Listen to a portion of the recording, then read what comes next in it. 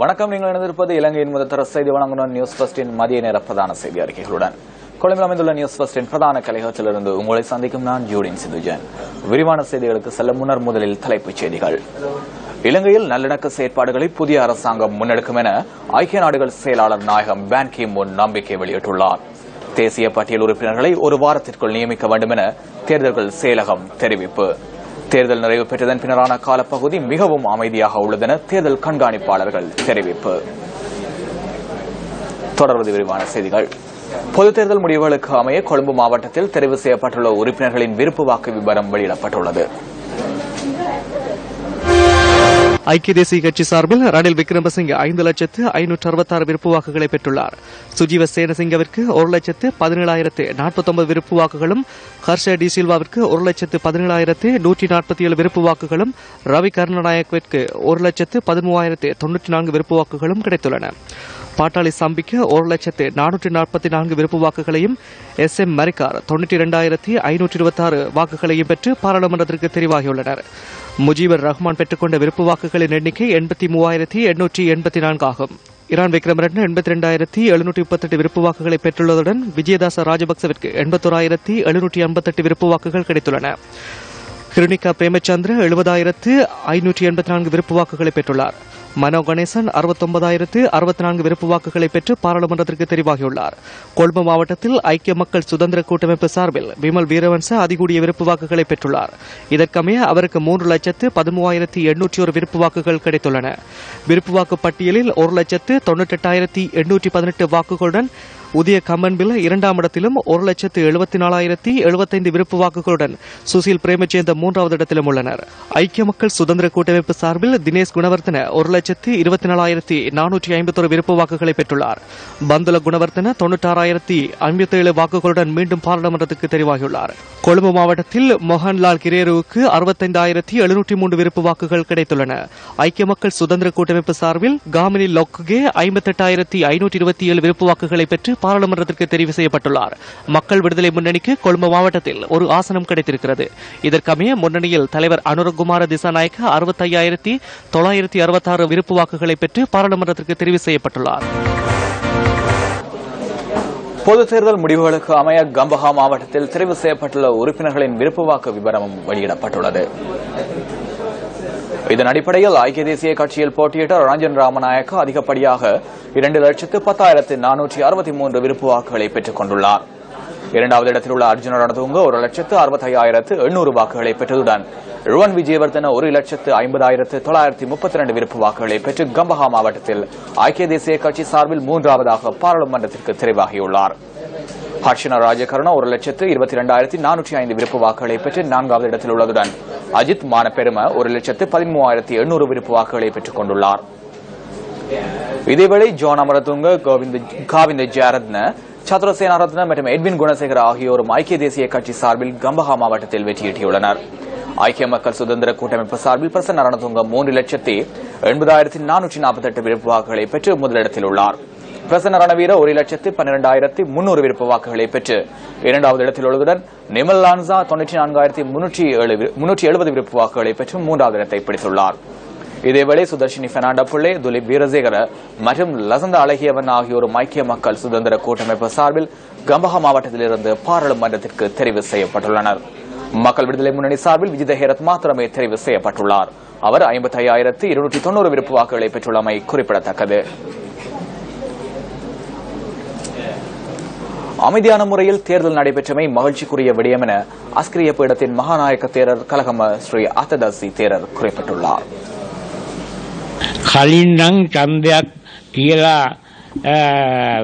முன்னர் தேர்தல் நடைபெற்று தமது கட்சியை சேர்ந்தவர் வெற்றி பெற்றதும் அருவருக்கத்தக்க வகையில் பட்டாசுகளை வெடிக்க செய்வார்கள்.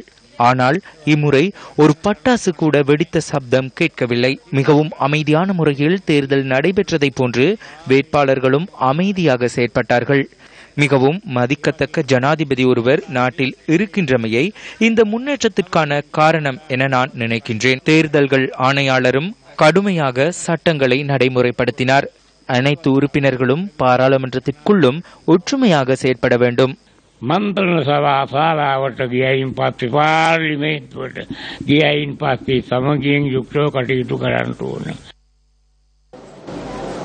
பொது தேர்தல் பெறுபவர்கள் வெளியிடப்பட்டுள்ள நிலையில் ஒரு வாரத்திற்குள் தேசிய பட்டியல் உறுப்பினர்களை நியமிக்க வேண்டும் என தேர்தல்கள் செயலகம் அறிவித்துள்ளது.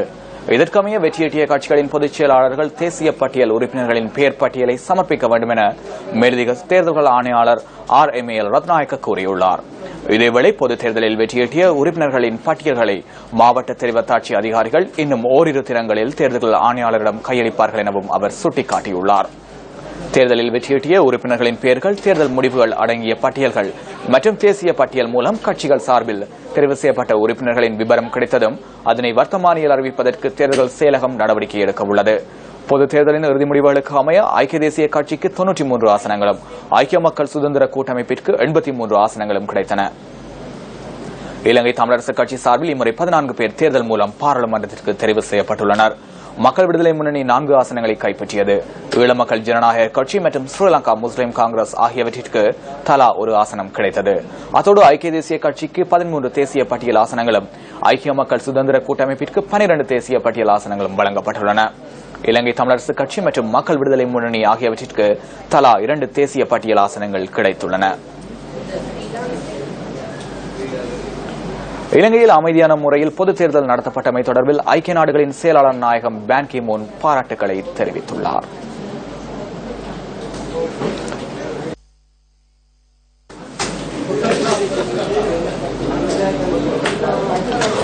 ஐக்கிய நாடுகள் செயலாளர் நாயகத்தின் ஊடக பேச்சாளர் விடுத்துள்ள அறிக்கை ஒன்றில் இந்த விடயம் குறிப்பிடப்பட்டுள்ளது. இலங்கை மக்களின் வாக்குரிமையை பாதுகாப்பதற்கு நடவடிக்கை எடுத்த ஜனாதிபதி மற்றும் தேர்தல்கள் ஆணையாளர் ஆகியோரை ஐக்கிய நாடுகள் செயலாளர் நாயகம் பாராட்டியுள்ளார். நல்லாட்சி, பொறுப்புக்கூறல் மற்றும் நல்லிணக்க செயற்பாடுகளை புதிய அரசாங்கம் முன்னெடுக்கும் என பான் கி மூன் நம்பிக்கை வெளியிட்டுள்ளார். நிலையான சமாதானத்தையும் சுபீட்சத்தையும் இலங்கையில் ஏற்படுத்துவதற்காக ஜனாதிபதி, பிரதமர், அரசாங்கம் மற்றும் இலங்கை மக்களுடன் இணைந்து செயற்பட உள்ளதாகவும் ஐக்கிய நாடுகள் செயலாளர் நாயகத்தின் ஊடக பேச்சாளர் விடுத்துள்ள அறிக்கையில் மேலும் தெரிவிக்கப்பட்டுள்ளது. ஜனநாயகத்தையும் சட்டவாட்சியையும் பிரதிபலிக்கும் வகையில் இலங்கையில் பொதுத் தேர்தல் நடத்தப்பட்டமை தொடர்பில் அமெரிக்கா பாராட்டுகளை தெரிவித்துள்ளது. வாஷிங்டனில் நடைபெற்ற நாளாந்த ஊடகவியலாளர் சந்திப்பில் அமெரிக்க ராஜாங்க திணைக்களத்தின் ஊடக பேச்சாளர் ஜான் கர்பி இலங்கையின் பொதுத் தேர்தல் தொடர்பாக கருத்து வெளியிட்டார். இலங்கையில் அண்மை கால வரலாற்றில் மிகவும் அமைதியான முறையில் நடைபெற்ற தேர்தல் இதுவாகும் என அவர் கூறியுள்ளார். பொதுத் தேர்தல் சுதந்திரமாகவும் நீதியாகவும் நடத்தப்பட்டமை தொடர்பாக தேர்தல்கள் ஆணையாளர், சிவில் சமூகம் மற்றும் வேட்பாளர்களுக்கு அமெரிக்கா பாராட்டுகளை தெரிவிப்பதாகவும் ஜான் கர்பி குறிப்பிட்டுள்ளார். ஜனாதிபதி மைத்ரிபால சிறிசேனா பிரதமர் தலைமையிலான புதிய அரசாங்கத்துடன் ஒன்றிணைந்து செயற்படுவதற்கு அமெரிக்கா விரும்புவதாகவும் அவர் தெரிவித்துள்ளார். இதேவேளை அமைதியான முறையில் தேர்தல் நடத்தப்பட்டமை தொடர்பாக இந்திய பிரதமர் நரேந்திர மோடி பாராட்டுகளை தெரிவித்துள்ளார். ஐக்கிய தேசிய கட்சி அதிக ஆசனங்களை பெற்றுக் கொண்டமை தொடர்பாக கட்சியின் தலைவர் ரணில் விக்ரமசிங்கவை தொலைபேசியில் தொடர்பு கொண்டு பிரதமர் மோடி வாழ்த்து தெரிவித்ததாக இந்திய பிரதமரின் செயலகம் அறிவித்துள்ளது. ரணில் விக்ரமசிங்கவின் தலைமைத்துவத்தின் கீழ் இலங்கைக்கும் இந்தியாவுக்கும் இடையிலான இருதரப்பு உறவு வலுப்பெறும் எனவும் இந்திய பிரதமர் நம்பிக்கை வெளியிட்டுள்ளார்.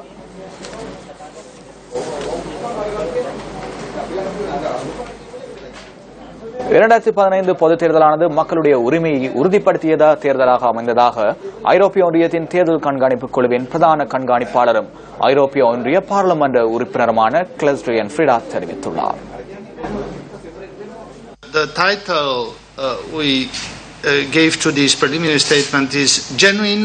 வரையறுக்கப்பட்ட பிரசார நடவடிக்கை மற்றும் சட்ட விதிமுறைகளுக்கு அமைய இடம்பெற்ற தேர்தலாக நாம் இதனை கருதுகின்றோம். இந்த தேர்தல் நீதியான முறையில் முன்னெடுக்கப்பட்டதோடு வாக்காளர்களின் உரிமையும் உறுதிப்படுத்தப்பட்டிருந்தது. தேர்தல்கள் ஆணையாளர் மற்றும் அவரது குழுவினர் இதன்போது வெளிப்படைத்தன்மையுடன் செயற்பட்டனர். தேர்தல் தொடர்பான சுற்றறிக்கை மற்றும் அறிவித்தல்களை விடுப்பதுடன் எந்த ஒரு அரசு நிறுவனத்தையும் கட்டுப்படுத்தும் அதிகாரம் தேர்தல் ஆணையாளரிடம் இருந்தது. அந்த அதிகாரங்களின் ஊடாக அரச ஊடகங்களில் முறையற்ற பிரசார நடவடிக்கைகளை நிறுத்துவதற்கும் அழுத்தங்கள் பிரயோகிக்கப்பட்டது. At times, such decisions were vague and impracticable and were issued on an ad hoc basis. தேர்தலுக்கு பின்னரான காலப்பகுதி மிகவும் அமைதியான முறையில் இருக்கின்றது என தேர்தல் கண்காணிப்பாளர்கள் குறிப்பிட்டுள்ள நிலையில் அக்கரைப்பற்று பாலைமுன பகுதியில் தேர்தலுக்கு பின்னர் இடம்பெற்ற வன்முறை சம்பவம் தொடர்பில் 5 சந்தேக நபர்கள் கைது செய்யப்பட்டுள்ளனர். பாலமுனை பகுதியைச் சேர்ந்த 2 பெண்களும் 3 ஆண்களுமே கைது செய்யப்பட்டுள்ளதாக போலீஸ் ஊடக பேச்சாளர் அலுவலகம் தெரிவிக்கின்றது. மேலும் இந்த வன்முறை சம்பவத்தில் காயமடைந்த 4 பேர் அம்பாறை வைத்தியசாலையில் அனுமதிக்கப்பட்டுள்ளதாக போலீசார் குறிப்பிட்டனர். ஸ்ரீலங்கா முஸ்லிம் காங்கிரஸ் மற்றும் அகில இலங்கை மக்கள் காங்கிரஸ் ஆகியவற்றின் ஆதரவாளர்களுக்கிடையில் நேற்று முற்பகல் மோதல் இடம்பெற்றுள்ளதாக போலீஸ் ஊடக பேச்சாளர் அலுவலகம் தெரிவிக்கின்றது. சம்பவம் தொடர்பில் அக்கறை பெற்று போலீசார் மேலதிக விசாரணைகளை மேற்கொண்டு வருகின்றனர். தேர்தல் நிறைவு பெற்றதன் பின்னரான காலப்பகுதி மிகவும் அமைதியாக உள்ளதென தேர்தல் கண்காணிப்பாளர்கள் தெரிவித்துள்ளனர். சிறு அளவிலான சம்பவம் ஒன்றை தவிர வேறு எந்த ஒரு வன்முறை சம்பவங்களும் பதிவாகவில்லை என பேஃபல் அமைப்பு தெரிவித்துள்ளது. அமைதியை தொடர்ந்தும் பேணுவதற்கு ஒத்துழைப்பு வழங்குமாறு பேஃபல் அமைப்பின் நிறைவேற்று பணிப்பாளர் மக்களிடம் வேண்டுகோள் விடுத்துள்ளார். எதிர்வரும் 2 வாரங்களுக்கு மக்கள் ஒன்று கூடுவதை தவிர்த்துக் கொள்ள வேண்டும் எனவும் பேஃபல் அமைப்பு குறிப்பிட்டுள்ளது.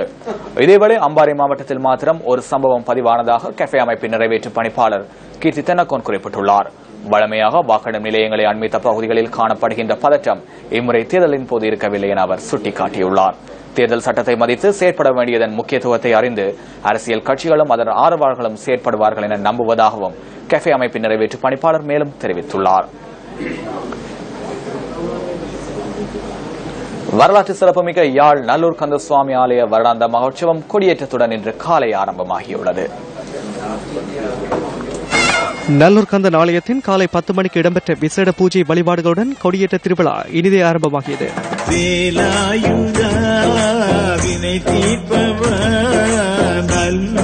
வள்ளி தெய்வானை சமேதராய் அலங்காரக்கந்தன் உள்வீதி வலம் வந்து குழுமியிருந்த அடியார்களுக்கு அருள் பாலித்தார்.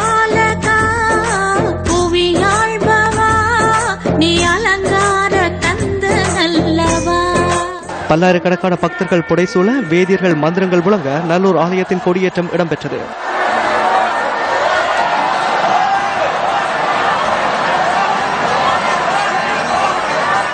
நல்லூரின் கொடியேற்ற திருவிழாவின் நிமித்தம் நாட்டின் பல பகுதிகளில் இருந்தும் பக்தர்கள் வருகை தந்திருந்தனர். இன்று ஆரம்பமாகியுள்ள மகோற்சவ பெருவிழா எதிர்வரும் 25 நாட்களுக்கு இடம்பெறவுள்ளது. 24ஆம் திகதி ரதோற்சவ திருவிழாவும் 25ஆம் திகதி தீர்த்தோற்சவமும் இடம்பெறவுள்ளமை குறிப்பிடத்தக்கதாகும்.